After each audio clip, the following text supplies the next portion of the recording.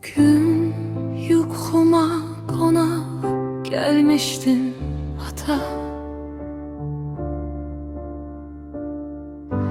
Biz birlikdə oylaq gəzirdik.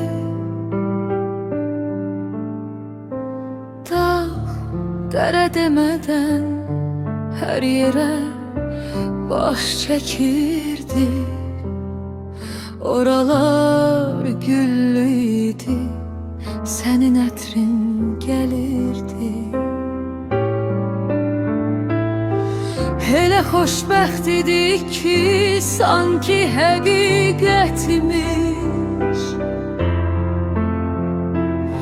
Birdən səhər açıldı, sən də çıxıb getdin. Yenə qaldım təkbətək, kaş yenə gecə gələrdi. O sevinci bir də bədə bilərdim. Yenə qaldım təkbətək, kaş yenə gecə gələrdi. O sevinci bir də dada bilərdim.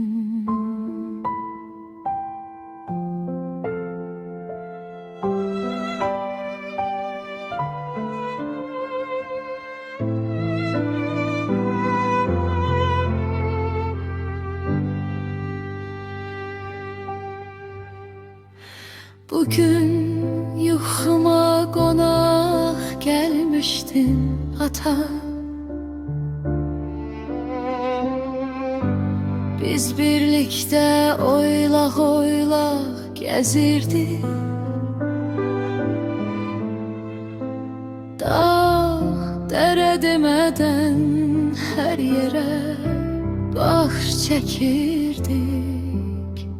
Oralar güllü idi, sənin ətrin gəlirdi. Elə xoşbəxt idik ki, sanki həqiqətmiş. Birdən səhər açıldı, sən də çıxıb getdin.